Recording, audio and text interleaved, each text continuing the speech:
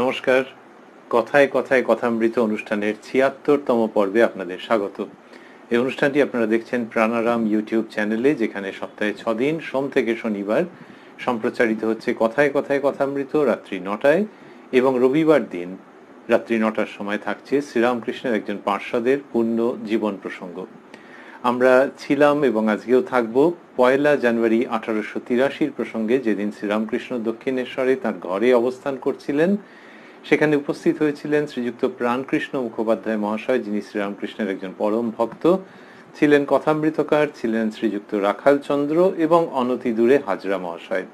আমরা গতকাল অবধি যেটুকুনি শুনেছিলাম তাতে কি শুনেছিলাম, তাতে আমরা শুনেছিলাম যে শ্রীরামকৃষ্ণ ব্রহ্মজ্ঞানের কথা বলছিলেন, এবং ব্রহ্মজ্ঞান হলে যে একত্বের বোধ হয়, আর তখন যে আর দ্বৈত জগৎকে ভালো লাগে না, এই সমস্ত প্রসঙ্গ তিনি আনছিলেন। এবং কি সুন্দর করে আমরা শুনেছি যে মনুমেন্টে উঠে যাওয়া এবং অনেক উচ্চতায় গেলে নিচের জিনিস কেমন দেখতে লাগে, এই সব কথা শ্রীরামকৃষ্ণ বলছিলেন বা কথামৃত বর্ষণ করছিলেন। তারপরে কি বলছেন তিনি, সেটি আজকে আমরা শুনবো শ্রী শ্রী রামকৃষ্ণ কথামৃত থেকে, যার সূচনায় কথামৃতকার শ্রীযুক্ত মহেন্দ্রনাথ গুপ্ত বা শ্রীম উদ্ধৃত করছেন। তব কথামৃতং তপ্ত জীবনং কবিভিরীরিতং কলমশাপহং শ্রবণমঙ্গলং শ্রীমদাততং ভুবি গৃণন্তি ইয়ে ভূরিদা জনাঃ। শ্রীরামকৃষ্ণ বলছেন,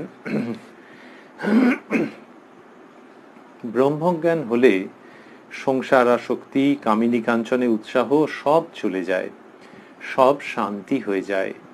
কাঠ পোড়বার সময় অনেক পরপর শব্দ আর আগুনের ঝাঁঝ, সব শেষ হয়ে গেলে ছাই পড়ল, তখন আর শব্দ থাকে না।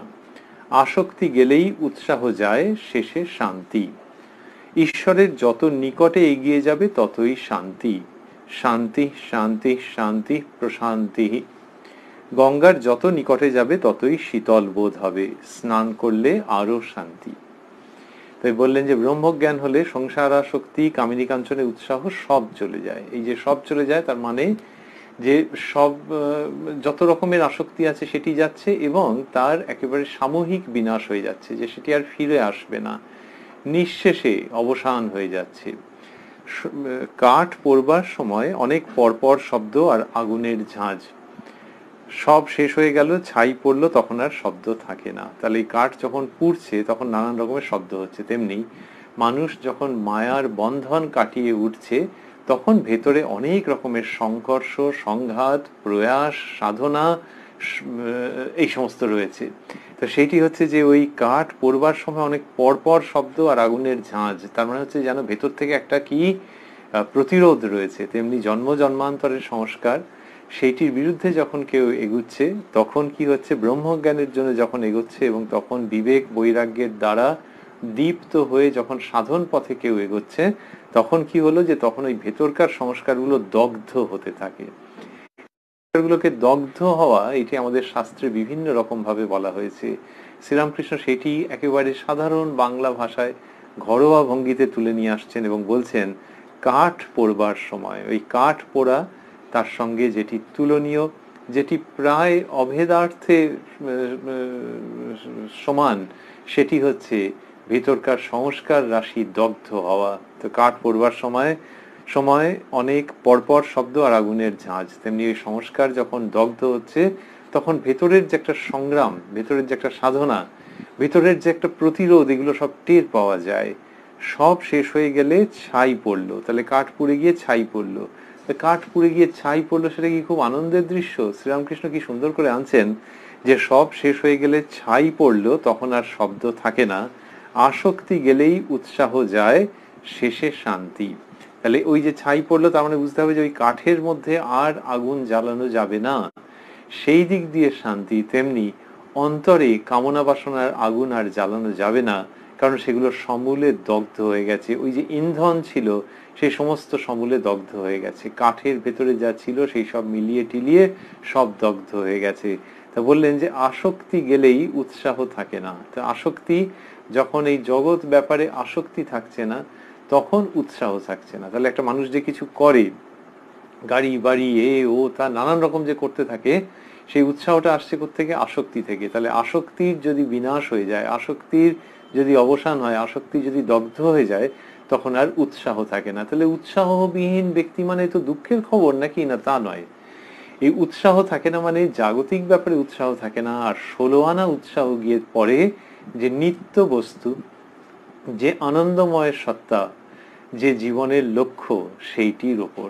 এই হচ্ছে হিসাব নিকাশ, এই হচ্ছে সার সত্য, যে তার উপরে যখন সমস্ত উৎসাহ, সমস্ত লক্ষ্য, সমস্ত অভিপ্রায় গিয়ে অর্পিত হয়, তখন কি হয়?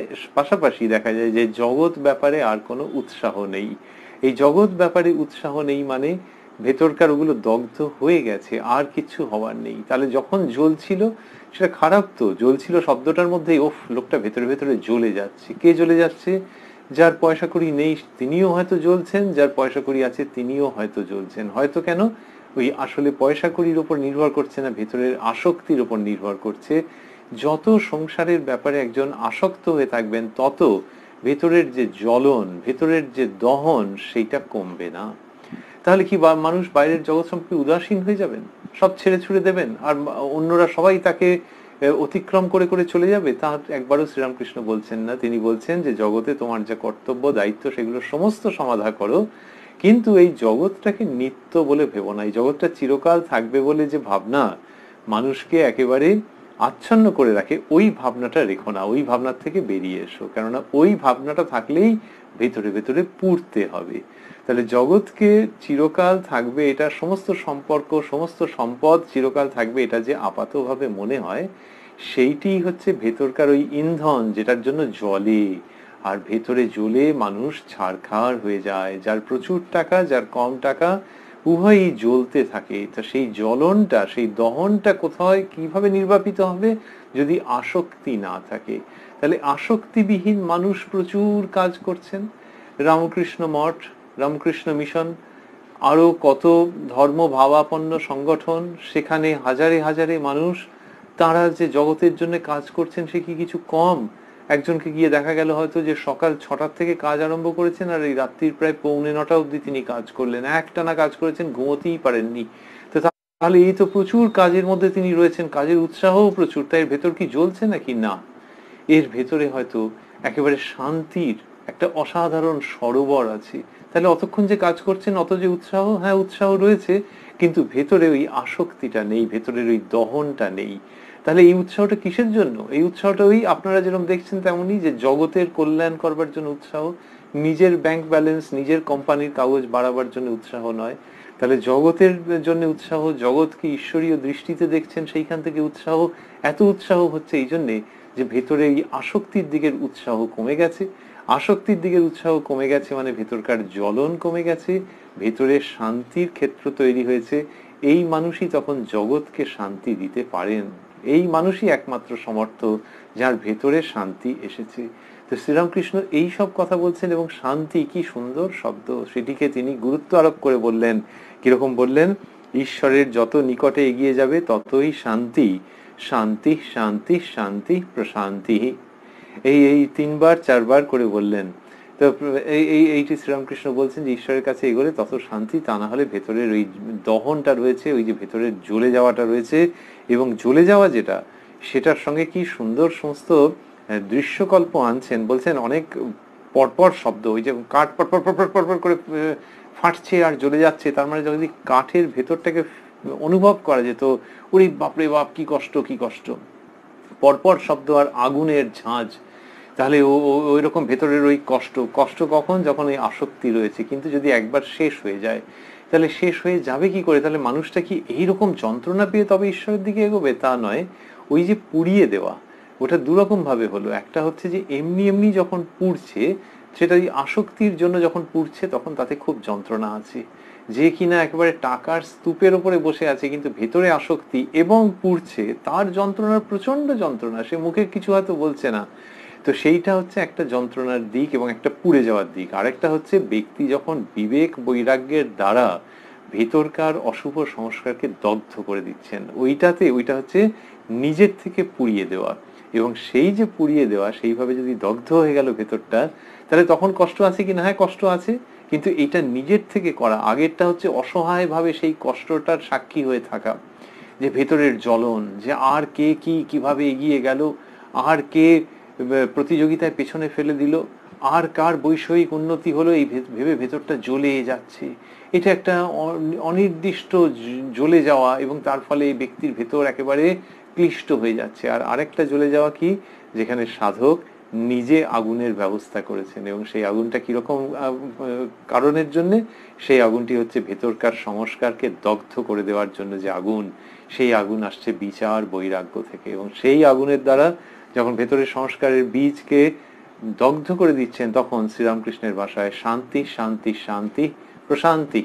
তো এইটা শ্রীরামকৃষ্ণ দেখাচ্ছেন, দেখিয়ে বললেন তার শব্দের মধ্যে, তার কথার মধ্যে, তার কথামৃতের মধ্যে ওই শান্তির গন্ধ রয়েছে। শান্তির গন্ধ রয়েছে, এটা একটা অদ্ভুত রকমের রয়েছে। শান্তি একটি শব্দ, তার একটা ধ্বনি ব্যঞ্জনা রয়েছে, তার যেন একটা চিত্র রয়েছে, তার যেন একটা গন্ধ রয়েছে। শ্রীরামকৃষ্ণের কথার মধ্যে দিয়ে ওই শান্তির গন্ধ আছে। আর তিনি কি বলছেন, তিনি বলছেন গঙ্গার যত নিকটে যাবে ততই শীতল বোধ হবে। তাহলে ওই গঙ্গার কাছাকাছি যখন কেউ যাচ্ছে তখন তার ঠান্ডা ঠান্ডা লাগছে। সত্যি সত্যি তাই হয়, যে কেউ হয়তো কোনো একটি নতুন জায়গাতে গেছেন, গিয়ে ট্রেন থেকে নেমে সেইখানে কোনো একটা কাজের জন্য যাচ্ছেন, তো দেখলেন যে বাবা এখানটা বড্ড গুমোট গরম, উফ কেমন যেন লাগছে। তারপরে খেয়াল করেন নি ওই যেখানে যাবেন সেটা এমন একটা রাস্তা দিয়ে রিক্সা যাচ্ছে কি টোটো যাচ্ছে কি কিছু একটা যাচ্ছে, কিছুক্ষণ বাদে মনে হচ্ছে বাহ বেশ আরাম হচ্ছে তো। তারপরে একজনকে বললেন, বলে এই তো গঙ্গার খুব কাছে এসে গেছি। বলে ও এখানে গঙ্গা আছে না, ওই জন্য এখন এসে বাবা গাটা একটু জিরোচ্ছে। শ্রীরামকৃষ্ণ বলছেন গঙ্গার যত নিকটে যাবে ততই শীতল বোধ হবে, স্নান করলে আরো শান্তি। তার মানে ওই যে তুমি যতই সেই সত্তার দিকে যাবে এবং ভেতরের ওই বস্তু দগ্ধ হয়ে যাবে, তত শান্তির বোধ হবে, এবং তার দিকে, ঈশ্বরের দিকে, পরমাত্মার দিকে যত তুমি এগোবে তত তোমার ভেতরটা ঠান্ডা হতে থাকবে। আর যখন তাতে লীন হয়ে যাবে তখন সবচেয়ে বেশি তুমি প্রসন্নতা, সবচেয়ে বেশি আনন্দ, চিরস্থায়ী শান্তি লাভ করবে, যে শান্তি কেউ তোমার কাছ থেকে কখনো কেড়ে নিতে পারবে না। তো শ্রীরামকৃষ্ণ সেটি বললেন যে গঙ্গার যত নিকটে যাবে ততই শীতল বোধ হবে, স্নান করলে আরো শান্তি। কি সুন্দর করে এইসব প্রসঙ্গ আনছেন 1 জানুয়ারি 1883-তে।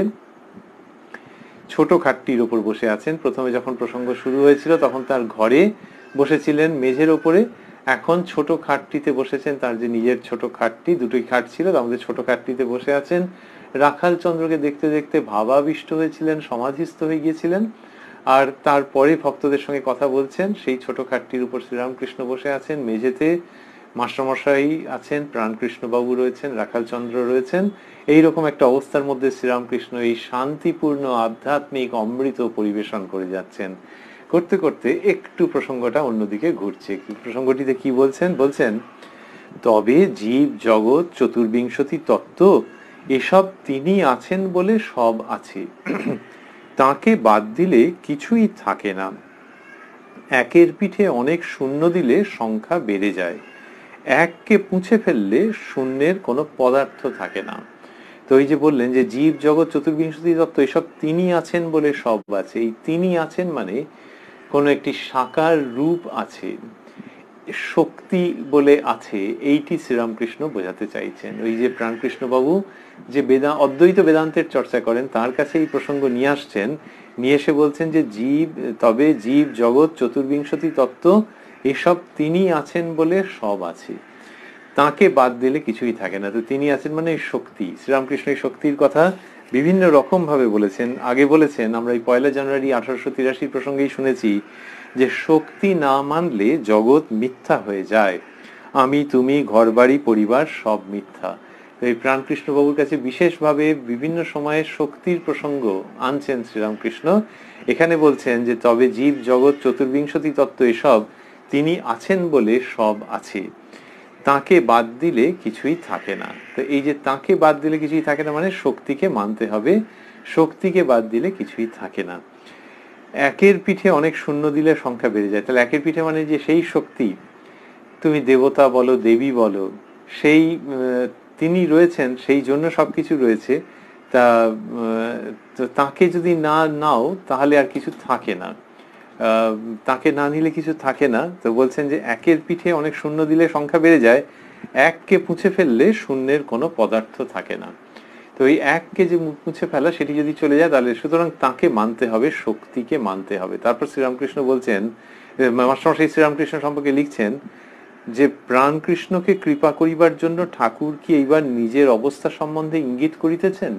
তাহলে ঠাকুর নিজের কথা বলবেন এবং সেটা প্রাণকৃষ্ণ বাবুর চোখ খুলে দেওয়ার জন্য। শ্রীরাম মাস্টারমশাই লিখছেন প্রাণকৃষ্ণকে কৃপা করিবার জন্যে ঠাকুর কি এইবার নিজের অবস্থা সম্বন্ধে ইঙ্গিত করিতেছেন। এই যে নিজের অবস্থা সম্বন্ধে ইঙ্গিত করিতেছেন কিনা, তো ঠাকুর নিজের কথা বলেছেন কিনা না বলেননি, একটু বাদেই আমরা দেখবো এক্ষুনি যে নিজের কথা বলেননি, কিন্তু মাস্টারমশাইয়ের মনে হচ্ছে যে ঠাকুর নিজের কথাই বলছেন এবং সেটা প্রাণকৃষ্ণ বাবুর যাতে চোখ খুলে যায়, আসলে এটা প্রাণকৃষ্ণ বাবুকে কৃপা করছেন। সেই প্রাণকৃষ্ণ মুখোপাধ্যায় যাকে যাকে শ্রীরামকৃষ্ণ মোটা বামুন বলতেন ভালোবেসে, তাকে কৃপা করার জন্যই বোধহয় তিনি নিজের কথা বলছেন, এইরকম মাস্টারমশাই ইঙ্গিত করছেন, করে ঠাকুরের কথা তিনি বলবেন।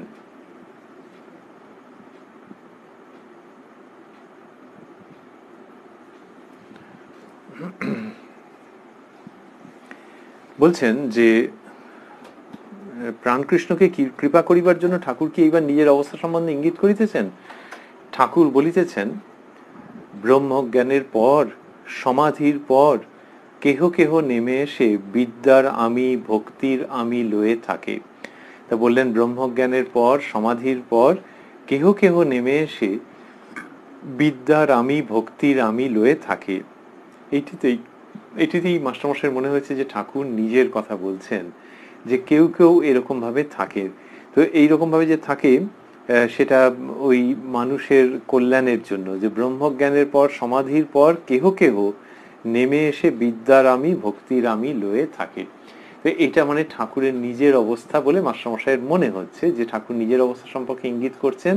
কিরকম বিদ্যার আমি, ভক্তির আমি, মানে তার মানে হচ্ছে যে এই যে আমিত্ববোধ, সমাধি অবস্থা হয়ে গেছে, ব্রহ্মজ্ঞান হয়ে গেছে, সমাধি হয়েছে, কিন্তু তারপরেও মানুষের কল্যাণের জন্য নেমে আসছেন। নেমে এলে তো একটা অবলম্বন চাই, যে তার একটা আমিত্ববোধ চাই। আমিত্ববোধ তো সেই ব্রহ্মের সঙ্গেই লীন হয়ে গিয়েছিল, এরা একটু আমিত্ববোধ বাঁচিয়ে রাখেন, এই কথা শ্রীরামকৃষ্ণ বলছেন।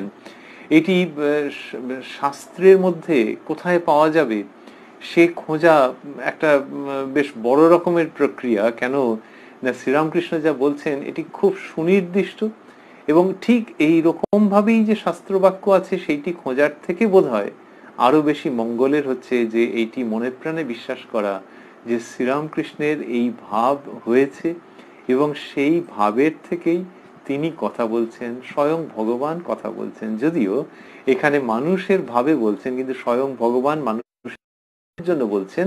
অতএব শাস্ত্রের ঠিক কোন অধ্যায়, কোন শ্লোক, কোন পংক্তি, কোন বাক্যাংশের সঙ্গে মিলছে সেটি যেমন ভাবা যেতে পারে, খুঁজে খুঁজে খুঁজে খুঁজে দেখা যেতে পারে, তেমনি আবার শ্রীরামকৃষ্ণের শ্রীমুখ থেকে জেনে নিলেও কিছু অসুবিধে হয় না। কারণ শাস্ত্র যার কথা বলবার চেষ্টা করে সেই তিনি অবতীর্ণ হয়ে অমৃত বিতরণ করছেন। তো শ্রীরামকৃষ্ণ বলছেন ব্রহ্মজ্ঞানের পর, সমাধির পর কেহ কেহ নেমে এসে বিদ্যার আমি, ভক্তির আমি লয়ে থাকে। বিদ্যার আমি, ভক্তির আমি শ্রীরামকৃষ্ণই শিখিয়েছেন যে যে আমিটা ঈশ্বরের প্রতি নিযুক্ত রয়েছে সেইটি ভক্তির আমি, সেটি বিদ্যার আমি। তার মানে যার সমাধি হয়েছে তিনি যখন আবার এই জগতের মধ্যে কাজকর্ম করছেন, জগতের মধ্যে তিনি রয়েছেন, তখন তার যে একটা আমিত্ববোধ যেটাকে অবলম্বন করে তিনি জগতে এলেন মানুষের কল্যাণের জন্য, সেই আমিত্ববোধের স্বরূপটা কি?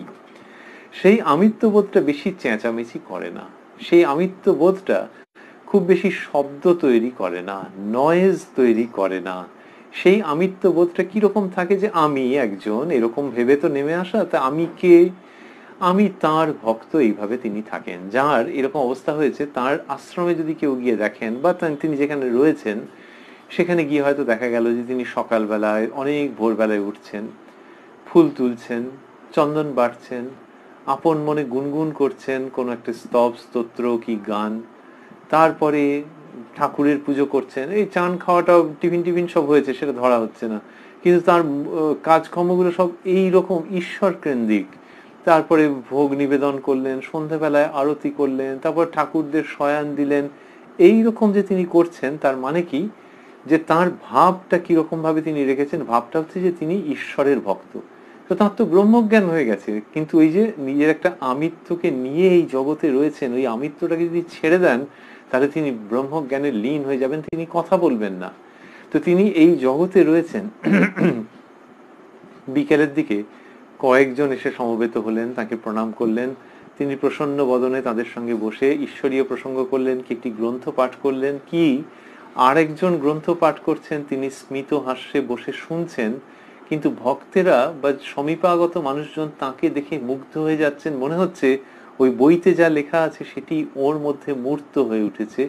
এই সব যে হচ্ছে যার, তিনি এই মানুষের কল্যাণের জন্য, মানুষের জীবনে ধর্মকে নিয়ে আসার জন্য, ধর্মের চাদর ভালোবেসে তাদের গায়ে মুড়ে দেওয়ার জন্য তিনি অবতরণ করেছেন। এবং সেই তিনি তার যে ব্যক্তিগত জীবনে যে আমিত্বটুকুনিকে অবলম্বন করে এই জগতে রয়েছেন, সেই আমিত্বটুকুনি হচ্ছে ভক্তির আমি বা বিদ্যার আমি। ভক্তির আমি মানে ওই তার সারাক্ষণ তিনি ওইভাবে রয়েছেন। কেউ যদি তাকে গিয়ে হঠাৎ জিজ্ঞেস করেন, যখন তিনি একটু কাজের অবসরের মধ্যে যেন রয়েছেন, যে আপনি বিকেল বেলায় উঠে কি করবেন, বলে কেন বিকেল বেলায় উঠে আমি তাদেরকে, দুপুরবেলায় উঠে আমি শয়ন থেকে তাদেরকে তুলবো, তারপর তাদের এই যে তাদের তাদের তাদের তার মানে আমার জীবনটাই তাদের জন্য, এইটা ভক্তির আমি। যে তাদেরকে তারপরে একটু বিকেল বেলা তুলে একটুখানি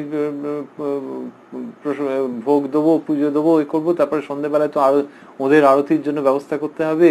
বা যদি একজন দেবতা থাকেন বা দেবী থাকেন যে মায়ের আরতির ব্যবস্থা করতে হবে, তারপর আরতি হয়ে গেলে ভক্তদেরকে একটু প্রসাদ দেবো, এই সবটা যে বলছেন এটা ভক্তির আমি, যে আমি করব, আমি দেবো, কিন্তু এই আমিটা কে? আমি তাদের আমি, আমি তাদের জন্যই আমি বেঁচে আছি, তাদের নিয়েই আমার সারা জীবন। এই ভক্তির আমিটা রেখেছেন সমাধিস্থ পুরুষ, যার ব্রহ্মজ্ঞান হয়েছে। শ্রীরামকৃষ্ণ এই বিশেষ ক্ষেত্রটি বলছেন, তিনি এই আমিটা রেখে দিয়েছেন যে আমি তাদের। তাই এই কাজগুলো যদি না করতেন কিচ্ছু যায় আসতো না।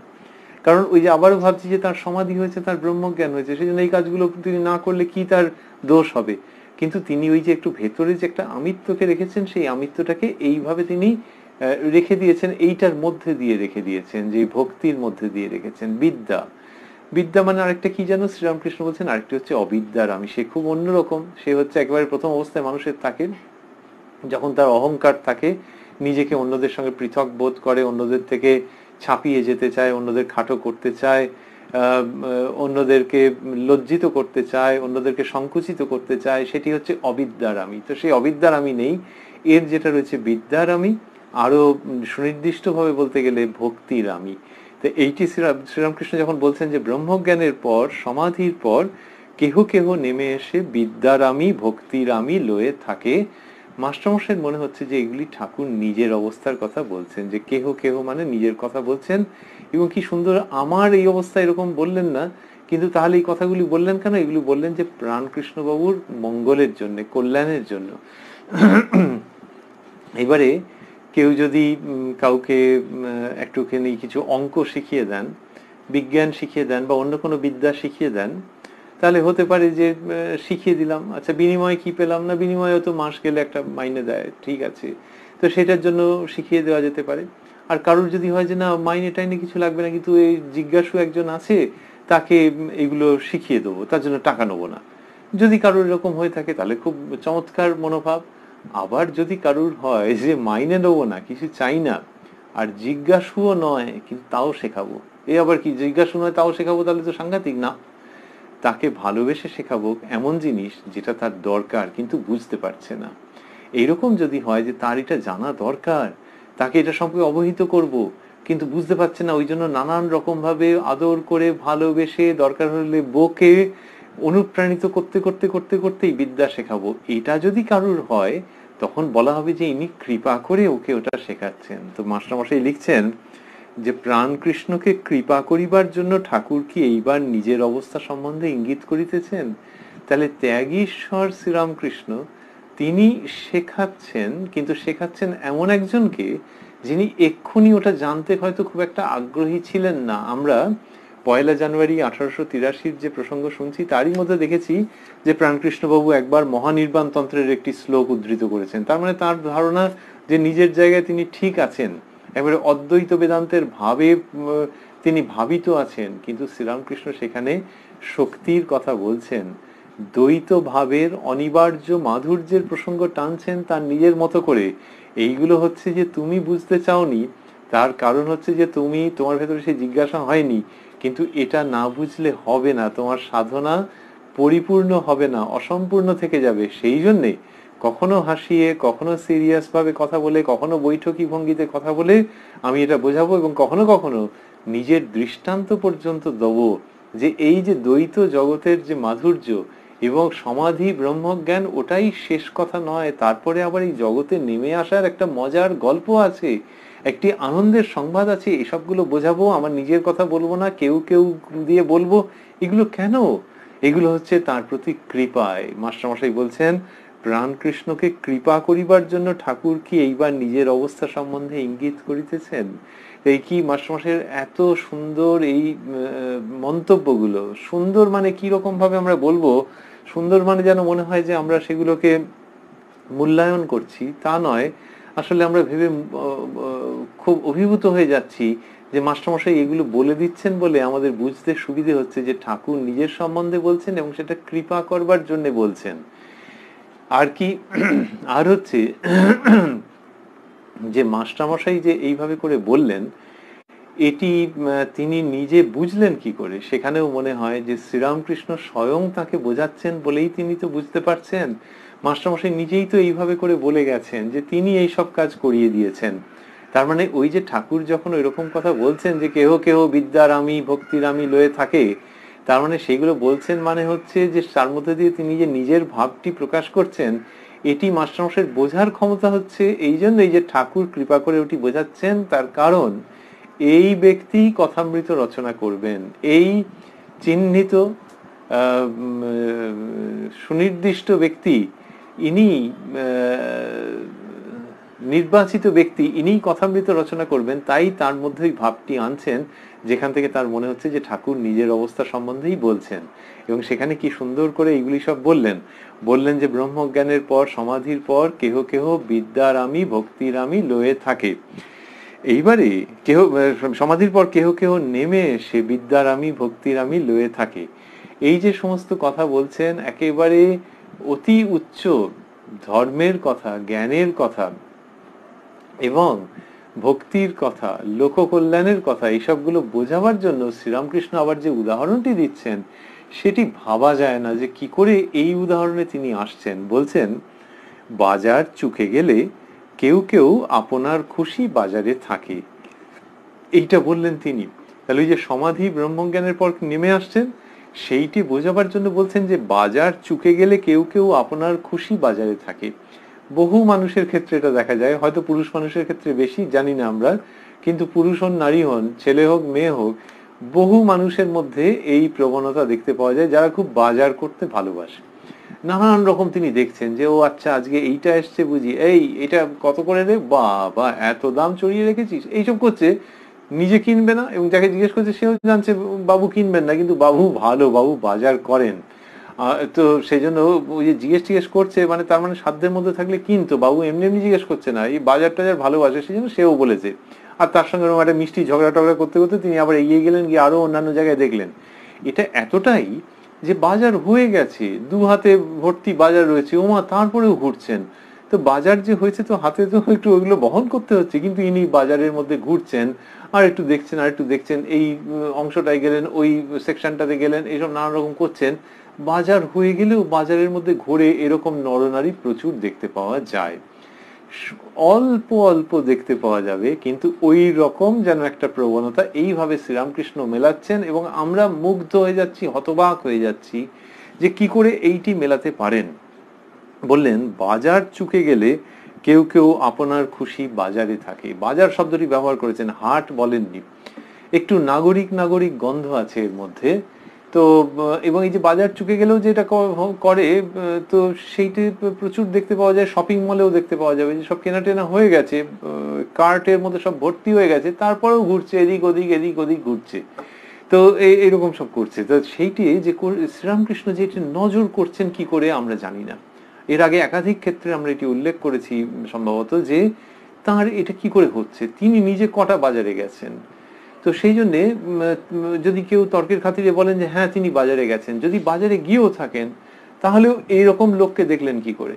আর যদি এরকম লোক দেখে থাকেন, সে খুবই সম্ভাবনা কম। শ্রীরামকৃষ্ণের যা জীবন, সেই কামারপুকুর থেকে আরম্ভ করে ঝামাপুকুর হয়ে দক্ষিণেশ্বর, তাহলে উনি বাজারে গিয়ে এত কাণ্ড দেখেছেন, এটা সম্ভাবনা কম। আর যদি দেখেও থাকেন, আমরাও তো প্রায় সকলেই এরকম দেখেছি বা জানি যে কিছু লোক আছে, ওরে বাবা, বাজারে ঢুকলে আর বেরোতে চায় না।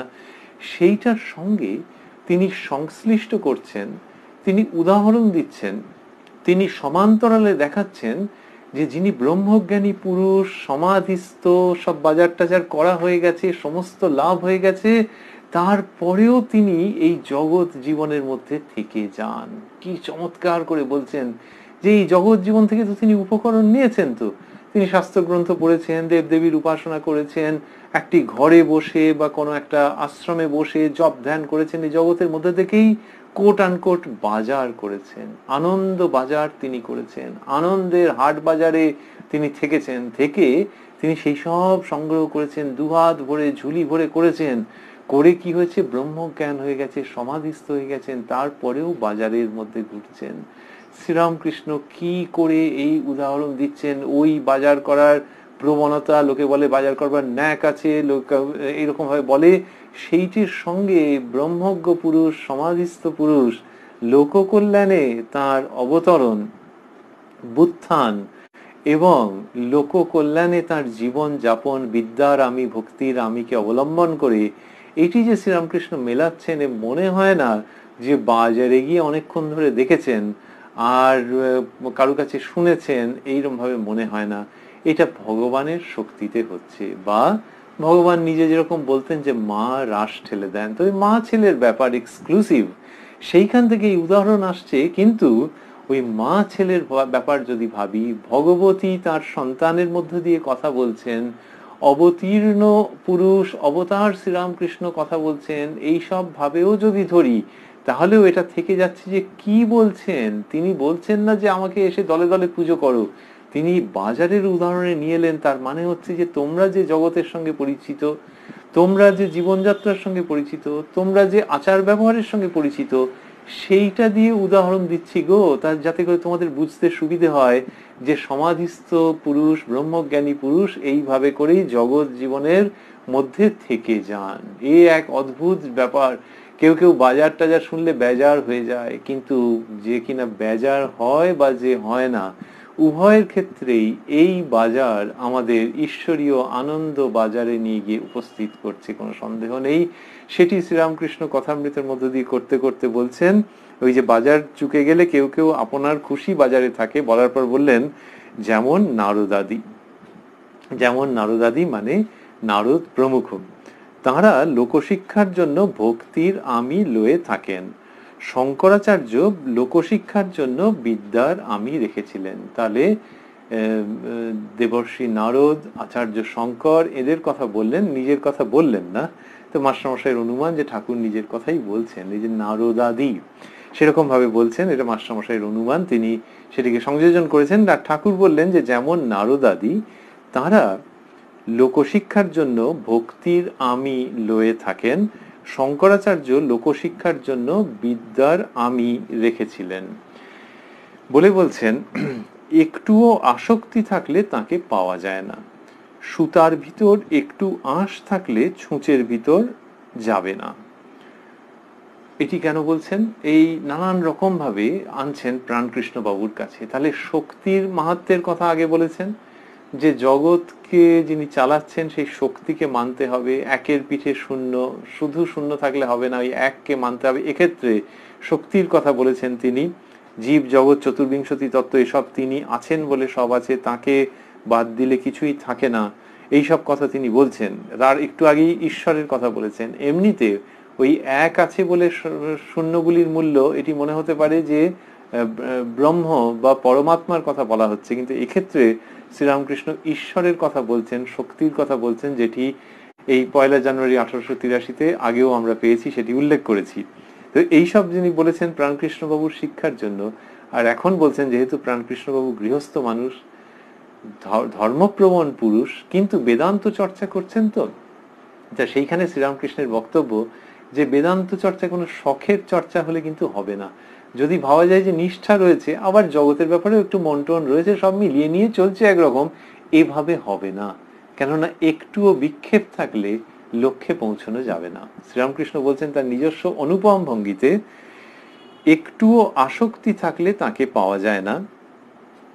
সুতার ভিতর একটু আঁশ থাকলে ছুঁচের ভিতর যাবে না।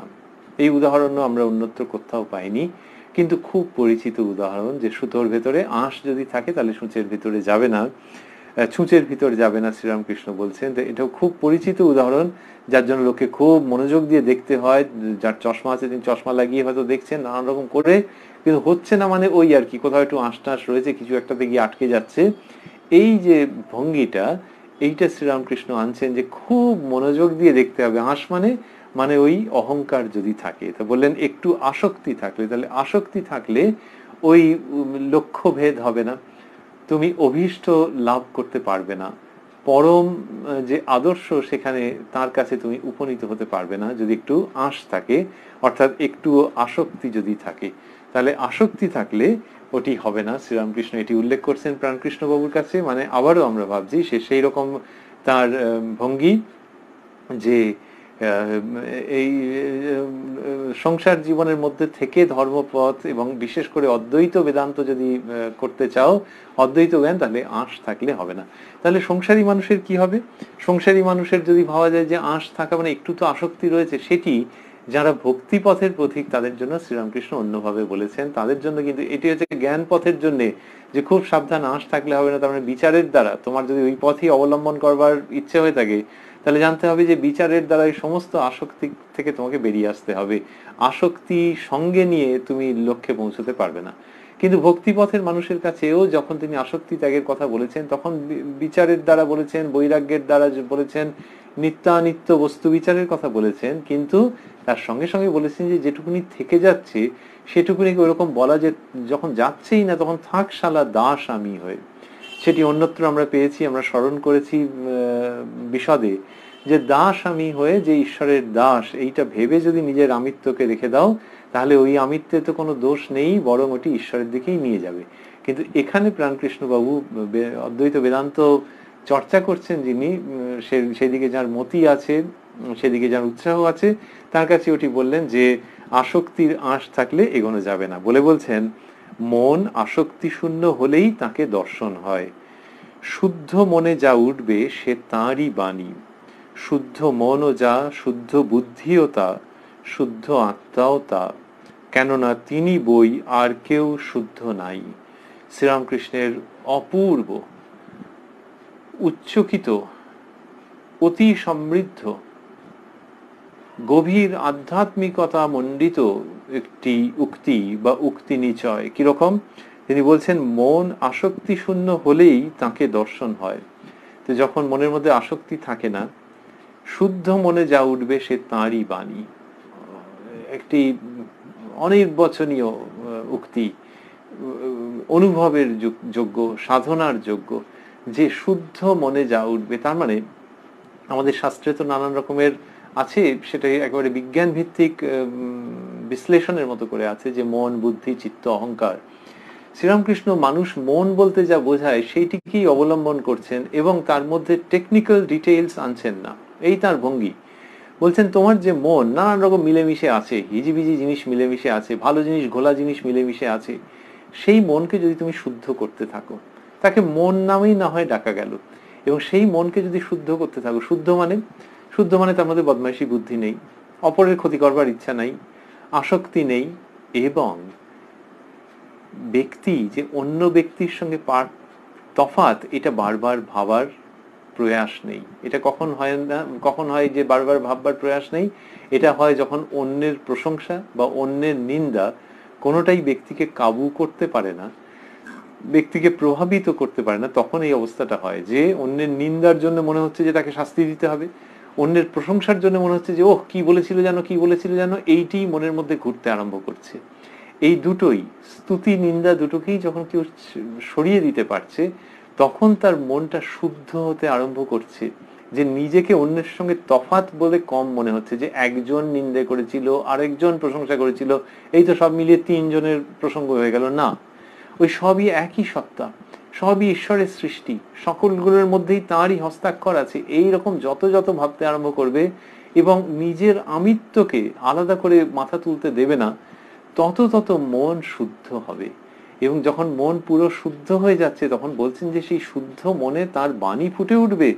শুদ্ধ মনে যা উঠবে সে তাঁরই বাণী। এইটি যে শ্রীরামকৃষ্ণ বলছেন, এটির মধ্যে অশেষ আশ্বাস এবং অনুপ্রেরণা এবং সত্য সংবাদ থেকে যাচ্ছে যে তুমি শাস্ত্র পাঠ যাই করে থাকো না কেন, তোমার পূর্ব সংস্কার, পূর্ব কার্য, পূর্ব বংশ পরিচয় যাই হয়ে থাকুক না কেন, তুমি যদি তোমার মনকে শুদ্ধ করতে থাকো এইভাবে যে শুধু তুমি ইষ্টকে চাও, শুধু তুমি আদর্শকে ভেবে রাখছো এবং সেখানে অন্য তুচ্ছ জিনিসগুলোকে দুহাতে সরিয়ে দিচ্ছ, তাহলে তোমার যে মন, যে শুদ্ধ মন, সেই শুদ্ধ মনে যা উঠবে সে তাঁরই বাণী। এইটি যে শ্রীরামকৃষ্ণ বলছেন, এ কি মহান ঘোষণা! এ কি এমনি কেউ পারে? 5টা বই পড়ে কি এটা কেউ পারে? বা 5 জনের কাছে শুনে বা 5টা আলোচনায় অংশগ্রহণ করে কি কেউ পারে? ওগুলো করে অনেক কিছুই পারা যায়, কিন্তু এ তো একেবারে অন্য রকম। বলছেন যে শুদ্ধ মনে যা উঠবে সে তাঁরই বাণী। তার মানে একজন তাঁর বাণী শুনতে পাবেন। তাঁর বাণী মানে কি? এক কথায় দৈব বাণী। এই দৈব বাণীর মধ্যে কোনো অলৌকিকত্ব নেই, কোনো গায়ে কাঁটা দেওয়ার মতো ব্যাপারকে এখানে আলাদা করে বড় করে দেখানো হচ্ছে না। কিন্তু দেবতার কণ্ঠস্বর শুনতে পাবে যদি তুমি মনটাকে শুদ্ধ করে ফেলো। তাহলে শ্রীরামকৃষ্ণ অতি প্রশান্ত, অতি গম্ভীর, অতি মধুর, অতি পবিত্র, অতি নিশ্চিত দেববাণীর সংবাদ নিয়ে আসছেন। এবং সেটা হচ্ছে এই মনের দ্বারাই হবে যদি মনকে শুদ্ধ করে ফেলতে পারো। কি অপূর্ব এই কথামৃত, যেখানে কিনা তিনি অন্য কোনো অবলম্বনের প্রসঙ্গ আনছেন না, অন্য কোনো অবলম্বন না থাকলে হবে না এইসব বলছেন না, বলে বলছেন শুদ্ধ মনও যা, শুদ্ধ বুদ্ধিও তা, শুদ্ধ আত্মাও তা। তিনি আত্মা বলে থাকতে পারেন, আত্মা বলে থাকতে পারেন। বললেন ওই যে ওই টেকনিক্যাল যে বিভাজন তার মধ্যে গেলেন না, গিয়ে বললেন শুদ্ধ মনও যা, শুদ্ধ বুদ্ধিও তা। তার মানে ওই বুদ্ধিও একই সঙ্গে শুদ্ধিকৃত হচ্ছে। মনটা যেই শুদ্ধ হয়ে গেল, তখন বুদ্ধি কি করে? কোনটা করবে কোনটা করবে না এরকম তো ভাবতে থাকে। যখন অশুদ্ধ থাকে মন, তখন একজন ব্যক্তিকে দেখলে ভাবছে যে ওহ, একে আজকে 2টো কথা শুনিয়ে দিতে হবে, কারণ এই 1 সপ্তাহ আগে আমাকে খুব বাজে একটা জিনিস বলেছিল। তখন বুদ্ধি ওইটা করলো যে যেহেতু 1 সপ্তাহ আগে বলেছিল, অতএব আজকে একে এই হাসি হাসি মুখে আসছে বটে, কিন্তু এমন একটি কথা শোনাবো না। এই যে বুদ্ধি, অশুদ্ধ বুদ্ধি। যখন বুদ্ধি শুদ্ধ হয়ে যাচ্ছে, ওই মন বুদ্ধি সব একসঙ্গে শুদ্ধ, যখন মন আসক্তি শূন্য হয়ে যাচ্ছে, যে নিন্দা করেছে প্রশংসা করেছে, কি এসে গেল আমার কি এসে গেল, আমি যে জগতে, সেই ব্যক্তি ভাবছেন যে আমি যে আনন্দ আহরণ করছি তাতে এই ব্যক্তি আমাকে দুঃখিত করতে পারবে না। আর 2 হচ্ছে যে এই ব্যক্তি বলে বারবার এরকম ভাবছি কেন, প্রতিদ্বন্দ্বী বলে ভাবছি কেন, এর কিছু একটা অসুবিধা আছে যার জন্য এরকম বলেছে, এর একটা অসুবিধা আছে, এখনো সেই উচ্চতায় ওঠেনি, সেই জন্য এরকম ভাবে বলেছে। এ তো আরো 5 জনকে বলছে, কই সেখানে তো আমি জ্বলে পুড়ে যাচ্ছি না যে তাদের খুব অপমান হলো, আমাকে গিয়ে প্রতিকার করতে হবে, তাহলে আমারটাতেই বা এরকম লাফালাফি করছি কেন? এরকম নানান রকমের বিচার যখন তিনি করছেন, তখন ওই মন বুদ্ধি সব শুদ্ধ হয়ে যাচ্ছে। এবং শুদ্ধ বুদ্ধি যখন, তখন সেই ব্যক্তিকে যখন ঘরে আসতে দেখছেন যে কিনা 1 সপ্তাহ আগে অযাচিত ভাবে অপমান করেছিল, তখন সেই মানুষটিকে দেখে ভাবছেন যে এর যেন ভালো হয়, ভালো হয়, ভালো হয়। বুদ্ধি অন্যরকম হয়ে গেছে। ভালো হওয়া, এটা চাওয়াটা রয়েছে, কিন্তু সেটা ওই জগৎ থেকে রয়েছে যে এর মধ্যে একটা অসম্পূর্ণতা রয়েছে। আজকে মনে হয় এসে এরকম অপমান করবে না, আজকে এরকম তিরিক্ষি মেজাজ দেখতে পাবো না, মুখটাও তো হাসি হাসি মনে হচ্ছে। বুদ্ধি বদলে গেছে। তাহলে তারপরেও কি লোকটা ওরকম করবে? লোকটা তো তারপরেও খুব বাজে ব্যবহার করতে পারে, কিন্তু ওর সঙ্গে ইনি যেরকম ভাবে ডিল করছেন, আজকের দিনের ম্যানেজমেন্টে বলা হয় যে human management, human dealing, human exchange. তো ওই কিরকম ভাবে ডিল করছে সেটা নানান রকম হতে পারে, কিন্তু যিনি কিনা জগৎকে ওই দৃষ্টিতে দেখছেন, তার বুদ্ধি পরিবর্তিত হয়ে গেছে। বিরাট বড় মহাত্মা, কেন লোকে মহাত্মা বলে? তিনি অনেক শাস্ত্র অধ্যয়ন করতে পারেন, তিনি অনেক কিছু বুঝিয়ে বলতে পারেন, কিন্তু মহাত্মা বলার অন্যতম কারণ হয় যে লোকের সঙ্গে ব্যবহার দেখলে প্রাণ জুড়িয়ে যাচ্ছে। ভালো লোক যারা হাত জোর করে যাচ্ছে তাদের সঙ্গে তো ভালো ব্যবহার করবেনই, কিন্তু কিছু রাফ লোক, তাদের সঙ্গেও দেখেছি উনি যেভাবে ব্যবহার করছেন না, এ মনে হয় যে এখনকার দিনেও দস্যু রত্নাকর বাল্মীকিতে পরিণত হয়ে যাবে এনার সান্নিধ্যে এলে। তো ওই যে রাফ অ্যান্ড টাফ লোকের সঙ্গেও যে ব্যবহার করছেন, তার মানে এনার বুদ্ধি পরিবর্তিত হয়ে গেছে। মন বুদ্ধি সমস্ত শুদ্ধ হয়ে গেছে। তাহলে এই সমস্ত প্রসেস পদ্ধতি একসঙ্গে হচ্ছে। শ্রীরামকৃষ্ণ বলছেন শুদ্ধ মনে যা উঠবে সে তাঁরই বাণী, শুদ্ধ মনও যা, শুদ্ধ বুদ্ধিও তা, শুদ্ধ আত্মাও তা। ওই মন বুদ্ধির সঙ্গে আত্মাকে যুক্ত করে দিলেন। আমাদের নির্বাণ শতকম আছে যাতে আমি মন নই, বুদ্ধি নই, অহংকার নই, চিত্ত নই, আমি চিদানন্দ স্বরূপ, আমি মুক্ত আত্মা, এই কথা বলা আছে। সেইখানে শ্রীরামকৃষ্ণ বলছেন যে ওই যে জ্ঞানের যে পথ, যে আমি এটা নই, এটা নই, এটা নই, এক একটা আবরণ সরিয়ে সরিয়ে যাওয়া, সেটিকে ভক্তির দিক থেকে অনুপম ভাবে আনছেন। যে এই যে মনটাকে নিয়ে চলতে হচ্ছে, এই মনটাকেই যখন তুমি শুদ্ধ করবে, মনটা রয়েছে, মনটাকে তুমি ছাল ছাড়িয়ে একেবারে বের করে দাওনি, পরিত্যাগ করনি, ছুঁড়ে ফেলোনি, এই মনটার যে রয়েছে, এই মনটাকে যখন শুদ্ধ করছো, তার মধ্যে একটি মুখ ভেসে উঠবে, সেটি দেবতার মুখ। এই মন বুদ্ধি সমস্ত শুদ্ধ যখন হয়ে যাচ্ছে, তখন কি হচ্ছে? দেবতার মুখ কোথা থেকে পাচ্ছি? ওই যে বললেন শুদ্ধ মনও যা, শুদ্ধ বুদ্ধিও তা, শুদ্ধ আত্মাও তা। তার মানে শুদ্ধ মন এবং বুদ্ধির মধ্যে সেইটি ফুটে উঠবে যার জন্য তুমি পথ চেয়ে বসে আছো। তাকে সাকার নিরাকার যাই বলো না কেন, কেন বললেন যে কেননা তিনি বই আর কেউ শুদ্ধ নাই। তাহলে শুদ্ধতা যেকালে এসে গেছে, তার মানে তিনি এসে অবস্থান করেছেন, তিনি এইবারে তোমার মনের সিংহাসনে আরোহণ করেছেন। তো শ্রীরামকৃষ্ণ এইগুলি বলছেন কোন প্রসঙ্গে এলো? যে মন আসক্তি শূন্য হলেই তাকে দর্শন হয়, এই কথাটি বলতে বলতে শুদ্ধ মন, শুদ্ধ বুদ্ধি, শুদ্ধ আত্মা ওই প্রসঙ্গে চলে এলেন। বলে তারপর গান ধরেছেন। আমরা এটি শুনতে শুনতেই আজকে শেষ করব।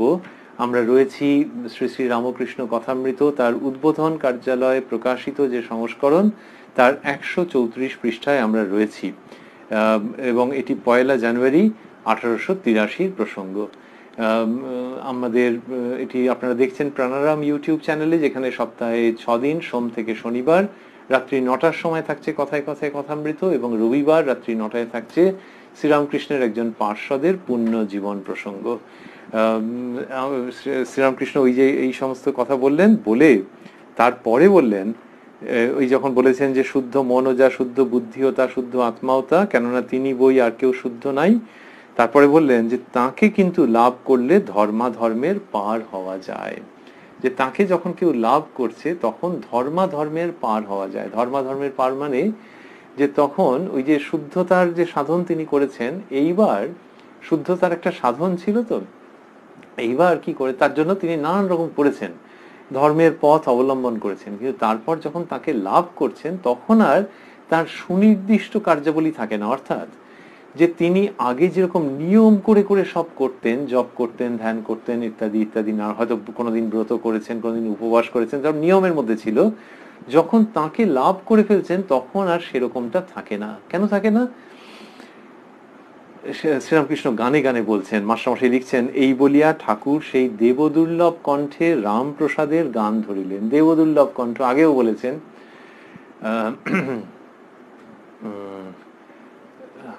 গন্ধর্ব বিনিন্দিত কণ্ঠ, এরকম বলেছেন। এখানে বললেন এই বলিয়া ঠাকুর সেই দেবদুর্লভ কণ্ঠে রামপ্রসাদের গান ধরিলেন। আয় মন বেড়াতে যাবি, কালী কল্পতরু মূলে রে চারি ফল কুড়ায়, কালী কল্পতরু মূলে রে চারি ফল কুড়ায়ে পাবি, প্রবৃত্তি নিবৃত্তি যায়া নিবৃত্তিরে সঙ্গে লবি, বিবেক নামে তার ব্যাটারে তত্ত্ব কথা তায় শুধাবি। এটি বলতে বলতেই আজকের প্রসঙ্গ শেষ হচ্ছে। আর রামপ্রসাদ সেন গানের মধ্যে আছে, আমি কালী ব্রহ্ম জেনে মর্ম, ধর্মাধর্ম সব ছেড়েছি। তো এই যখন তাকে লাভ করা যায়, শ্রীরামকৃষ্ণ বললেন যে তাকে কিন্তু লাভ করলে ধর্মাধর্মের পার হওয়া যায়। তার মানে ধর্ম এবং অধর্ম, অধর্ম ছেড়ে দিচ্ছেন তিনি, ধর্ম, তা ধর্মত্যাগ মানে কি? ধর্মত্যাগ মানে ধর্মের যে আচার বিচার, সেগুলো আর তার ক্ষেত্রে প্রাসঙ্গিক থাকে না। তিনি যে ওই নির্দিষ্ট সময় জপ করবেন, নির্দিষ্ট সময় ধ্যান করবেন, এরকম আর হয় না, কারণ তার তো বস্তু লাভ হয়ে গেছে। হঠাৎ হঠাৎ করে তিনি জপ করছেন, ধ্যান করছেন, গভীর নিশায় তিনি উঠে কোনোদিন জপ করছেন। শ্রীরামকৃষ্ণের জীবনের মধ্যে দেখতে পাওয়া যাবে, ঘরে কেউ এসে গেছেন, এসে বলছেন আপনি বোধহয় এখন সন্ধ্যা করবেন। ঠাকুর বলছেন না, সন্ধ্যা তা তেমন কিছু নয়। তার মানে তার কোনো নির্দিষ্ট সময় নেই। তো তাহলে সাধকের নির্দিষ্ট সময় না থাকলে হবে? এটা বলা হচ্ছে সাধক নয়, যার কিনা সব লাভ হয়ে গেছে। সাধকের প্রসঙ্গ স্বতন্ত্র, তা কিন্তু তাকে লাভ করলে ধর্মাধর্মের পার হওয়া যায়। আজকে আমরা যতটা শুনছি তাতে দেখছি যে শ্রীরামকৃষ্ণ ওইটা নিয়ে আসছেন, মুখে নিয়ে এলেন প্রসঙ্গটা নানান রকম ভাবে, আসক্তি শূন্য মন, মন বুদ্ধি আত্মার একত্ব, শক্তিকে মানা, এসব নিয়ে এলেন। নিয়ে এসে বলছেন যে যখন কারুর ধর্মলাভ হয়ে যাচ্ছে তখন তার ক্ষেত্রে দেখা যাচ্ছে যে তিনি ওই যে ধর্মের যে নিয়মগুলো আছে সেই বন্ধনগুলোও কাটিয়ে দিয়ে গেছেন, কোট আনকোট বন্ধন। তাহলে জগতের বন্ধন, জগতের আসক্তি কাটিয়েছেন, কাটিয়ে তো যথার্থ ধর্মলাভ আধ্যাত্মিকতা লাভ হয়েছে। কিন্তু তার মধ্যেও যে আগে যে নিয়মগুলো ছিল স্বেচ্ছায় পালন করতেন, এখন সেগুলো করেন না। তাহলে কি তার কোনো নিয়ম নেই, অনাচারী তা নয়, তাকে দেখে লোকে শিখবে, তাকে দেখে নিয়ম পালন করতে ইচ্ছে হবে, কিন্তু তিনি আর নিয়মের মধ্যেও বদ্ধ নয়। ওই সূক্ষ্ম যে বন্ধন, তথাকথিত বন্ধন, সেটাকেও ছাড়িয়ে গেছেন। রামপ্রসাদ সেন বলছেন আমি কালী ব্রহ্ম জেনে মর্ম, অর্থাৎ সেই অদ্বৈত এবং দ্বৈত এই পার্থক্য নেই, আমি জেনেছি গো, আমি কালী ব্রহ্ম জেনে মর্ম, ধর্মাধর্ম সব ছেড়েছি। সেই রামপ্রসাদ সেন, যার কথা ধর্মপ্রাণ মানুষের কাছে অন্য সঙ্গীতের অনুরণন তোলে, অপূর্ব ভাবের উদ্দীপনা আনে, সেই তিনিই বলছেন আমি কালী ব্রহ্ম জেনে মর্ম, ধর্মাধর্ম সব ছেড়েছি। এটি শ্রীরামকৃষ্ণ ওই দেবদুর্লভ কণ্ঠে রামপ্রসাদের গান গাইছেন, গাইতে গাইতে এই প্রসঙ্গ তিনি সমাপন করছেন। আমরা এটির মধ্যেই ছিলাম এবং থাকতে থাকতে আমাদের ভালো লাগছে। আমরা আজকে এখানেই সমাপন করব আমরা বললাম। আর সমাপন করতে করতে ভাবছি যে ওই যে তিনি বললেন ঈশ্বরের যত নিকটে এগিয়ে যাবে ততই শান্তি, শান্তি শান্তি শান্তি প্রশান্তি। গঙ্গার যত নিকটে এগিয়ে যাবে ততই শীতল বোধ হবে, স্নান করলে আরো শান্তি।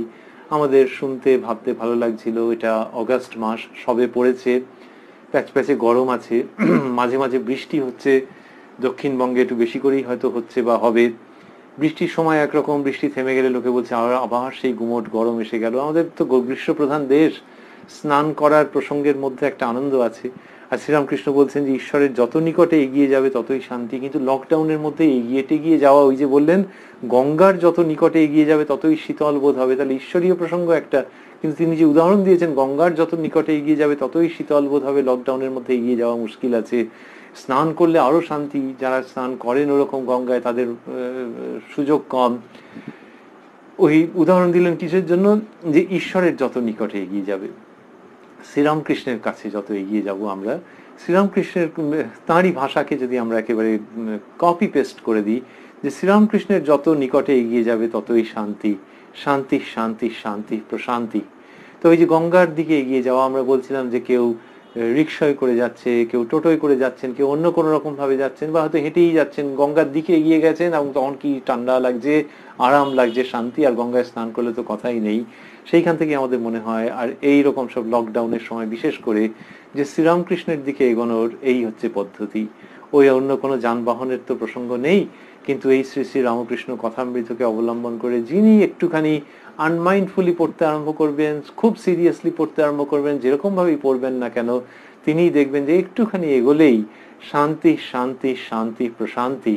কেন না, এই কথামৃতের একটি একটি করে পাতা তিনি উল্টে যাচ্ছেন, মোবাইলে দেখছেন, কম্পিউটারে দেখছেন, একটি একটি করে পাতা স্ক্রল করছেন, মানে ধীরে ধীরে ধীরে ধীরে সেই গঙ্গার দিকে এগিয়ে যাচ্ছেন, শ্রীরামকৃষ্ণ রূপ সেই পতিত পাবনী গঙ্গার দিকে এগিয়ে যাচ্ছেন।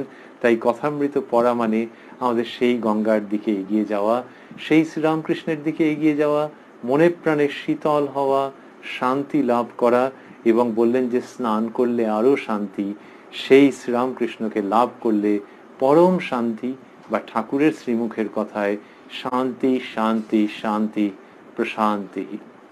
ওং নিরঞ্জনং নিত্যম অনন্ত রূপং ভক্তানুকম্পা ধৃত বিগ্রহং বৈ ঈশাবতারং পরমেশমিদ্যং তং রামকৃষ্ণং শিরসা নমামহ।